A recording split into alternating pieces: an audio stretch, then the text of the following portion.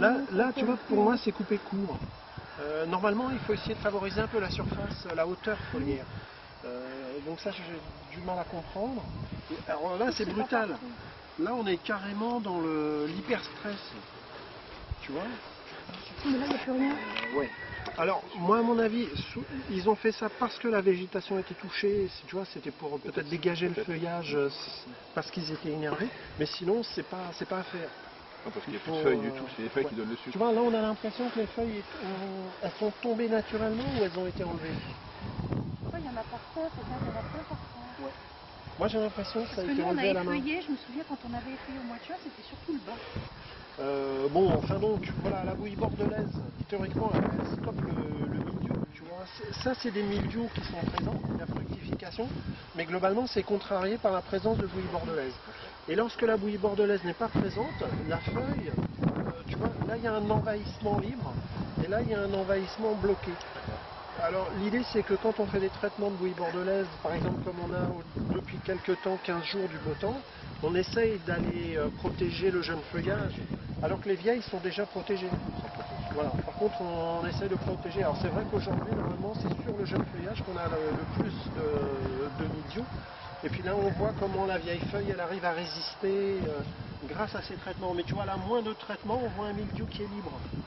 Et à côté, traitement, un mildiou qui est contraint. Et la grappe qui a été à moitié attaquée comme ça, là, ça va donner quoi? Alors, ça ne pose pas de problème de qualité. C'est-à-dire que tu peux faire une vendange sans tri, sans rien. D'accord. En fait, le mildiou ne posera pas de problème de qualité au moment de la vendange. Et La pas de problème de tri. telle quelle, Ouais. on ne s'embête pas à trier. Voilà. Voilà. Tu dois considérer que c'est pas négatif. Enfin, je veux dire, c'est pas un problème. Alors que l'oïdium, lui, peut amener, tu vois, il peut plus contaminer ou de la pourriture grise. La pourriture grise va vraiment altérer la qualité de tes jus, ce qui n'est pas le cas du mildiou. On avait eu l'année dernière. Ouais. Donc, alors oui, les vignerons parfois ils disent tiens, un coup de mildiou, c'est pas mal parce qu'en fait on a moins de charge en raisin et du coup ce qui reste va être de haute qualité. De meilleure qualité. Voilà, parce que grande maturité, etc. Donc ici sur la parcelle, vous allez manquer de volume. Ouais. Hein, le mildiou il t'a prélevé plus de 50% des raisins. Ah oui. En tout cas en partie haute. En partie haute, en partie basse, ça va mieux. D'accord. Et là, bon, c'est vert. Donc, Des grappes. Ouais.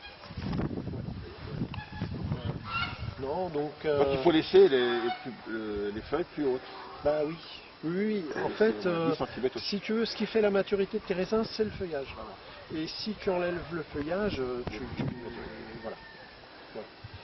Donc, mais là, je pense qu'ils ont enlevé le feuillage. Il y a des raisons pour Il lesquelles devait ils ont être fait attaqué ça. par le mildiou à fort. Ils ont tiré. Ouais. Non, il peut bien faire en le retirant, mais il a continué à le laisser. Mais tu vois, voilà, ça par exemple, ça c'est un feuillage qui a été très peu traité. Donc tu vois, globalement, il faudrait arriver... en fait, ce qu'il faut, c'est effectivement passer un certain nombre de fois pour arriver à avoir du produit à peu près partout. Tu vois, là, on voit que la bouillie bordelaise n'est pas venue. Ça, c'est des feuillages qui ont... Ça n'a pas encore été traité, ça n'a pas été traité. Voilà. Ça, c'est une pousse d'il y a 15 jours. D'accord. Donc, et si tu veux, ça fait 15 jours qu'on a du beau temps. Donc, théoriquement, c'est une période favorable pour repositionner. Normalement, si. Il faut essayer de traiter pour essayer de préserver ce feuillage qui fasse de la photosynthèse. Le problème, c'est que ton jeune feuillage, si tu ne le traites pas, il se dégrade et il se détruit. Donc en réalité, il faut justement essayer de préserver au maximum ton feuillage et pour la mise en réserve. Ben si, parce que si tu veux là, tu vois, ton bois, il est encore vert. Ça passera pas l'hiver. Pour que ton bois passe l'hiver, il faut qu'il s'aoûte. Et l'aoutement, il ne peut le faire que par la photosynthèse. Et aujourd'hui, donc le peu de feuillage qui repousse, tu vois, tu as des repousses permanentes, mais il faut essayer de les préserver.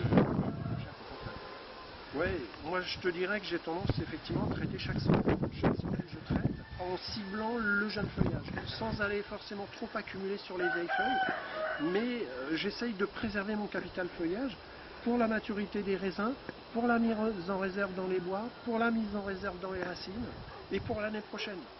Tu vois, si ça ne peut pas se faire, ta vigne souffre et elle s'affaiblit. Et d'année en année, elle s'affaiblit. Donc c'est super important. Voilà. Sachant, si tu veux, que ça ne va pas avoir un effet miracle, mais il s'agit simplement d'essayer de préserver. Voilà. Ouais. Donc ouais, un traitement par semaine, ça me paraît être le minimum syndical. Puis après, ben, on voit si c'est lessivé. Voilà, c'est ça. Par contre, tu vois, voilà, ça c'est des débuts. Chaque fois que tu as ce côté un petit peu coup de pouce, c'est un petit début de milieu. Alors après, Elle va pour la traite ou pas elle-même pas elle-même. Ah oui, ah oui, oui. Ouais, ouais. C'est pas gênant pour la consommation après. Bah, si tu veux, tout ça va se déposer en fond de cuve. Quand tu vas faire ton vin blanc, tu pressures. Le pressurage, tu as ton jus de raisin. Et ce jus de raisin, tu le débourbes. Tu as 24 heures, 48 heures de débourbage. Et tout ce qui va se déposer en fond de cuve, c'est le mauvais. Et globalement, ton cuivre, tu vas voir que les jus de raisin à la vendange sont quasiment imbuvables parce que chargés en cuivre, agressif. Puis après 48 heures de débourbage, tu as un super jus de raisin, tu vois, qui s'est complètement dépouillé de tout ça. Donc le débourbage, étape intéressante, importante. Mais donc, moi, honnêtement, là, en bouillie bordelaise, j'aurais tendance à vouloir blinder. D'accord. Ici, moi, je ferais au moins 2 passages. Il faut au moins que chaque feuille ait ses 2 couches de cuivre. Tu vois.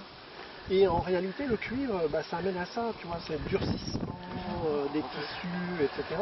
Tu vois ici ton jeune feuillage là, ça dans une semaine, ça peut être détruit. Donc, voilà. Et tu verras peut-être les écarts de maturité entre le haut et le bas. En fait, bon, ici on ne fait pas de vendange en verre, hein, donc on a des charges en raisin qui peuvent être assez importantes hein, sur un cuivre. Petit pulvérisateur, c'est que tu prépares ta bouillie, Ouais. et après il y a une décantation progressive du produit au fond du Relever pulvé. sans arrêt.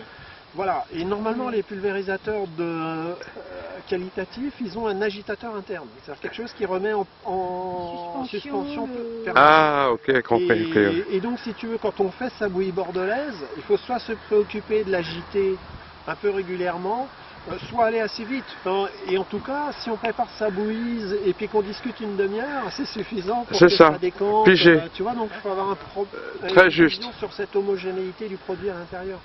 Et il y a des bouillies bordelaises qui sont plus ou moins chères, et certaines qui vont rester en suspension plus longtemps dans le pulvé, d'autres qui vont décanter plus vite. Tu vois, il faut voir la qualité du produit qu'on achète aussi. Voilà.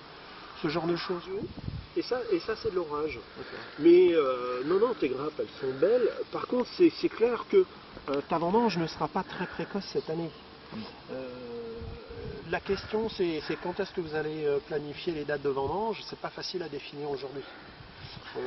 C'est quelque chose qui n'a pas encore été évoqué, les vendanges. D'accord. Mais on peut imaginer que cette année, si le beau temps se maintient, fin septembre, c'est jouable. Bon, après, quels sont vos objectifs de maturité? Est-ce que tu veux faire une partie vin blanc, une partie méthode traditionnelle? Tu vois, ce qui est le plus chargé, ce qui ira le moins, tu peux faire la méthode traditionnelle. Et puis la partie haute, où c'est clairsemé, où tu iras sur des belles maturités, tu vas faire ton vin blanc. Enfin, tu vois, après, il faut réfléchir un petit peu ta vendange, avec 1 ou 2 temps de vendange. Enfin, voilà, je sais pas. Il faut que tu montes un fil ici à 1,50 m. Et donc ici on peut venir insérer des tiges en métal qui ressemblent à des fers à béton, qui vont venir porter le dernier fil et qui viennent ceinturer ici, se fixer sur le haut de ton piquet. Donc ça a été fait à Gouvieux, ils pourront te donner les références, le fournisseur, etc. Voilà, et donc le fait de monter comme ça en surface foliaire exposée, tu vas gagner 1, 2, 3 degrés d'alcool. Ton degré d'alcool à la vendange, enfin ta quantité de sucre à la vendange, c'est la quantité de feuillage que tu peux proposer à tes raisins. Donc voilà, le fait de presque doubler ta surface foliaire, tu gagnes des degrés d'alcool. Ça risque pas d'augmenter le confinement en cas de milieu? Ça va un peu augmenter le confinement parce qu'on peut imaginer que tu perds un tout petit peu en ventilation. Mais je dirais que c'est globalement que ça vaut le coup. Alors peut-être tu ne le fais pas sur toute ta parcelle. Tu vois, ça c'est vraiment pour aller chercher des vins blancs secs, des vins rouges, des rosés, pour aller vraiment à la maturité. Sur la partie méthode traditionnelle, tu peux rester en l'état. Mais ça mérite d'être affiné. Tu fais un test. Sur 2-3 ans, tu fais quelques rangs, tu compares un petit peu les pratiques, la pression des maladies, et tu fais un bilan et tu étends au reste de la parcelle ou pas. Et tu définis un peu après une stratégie.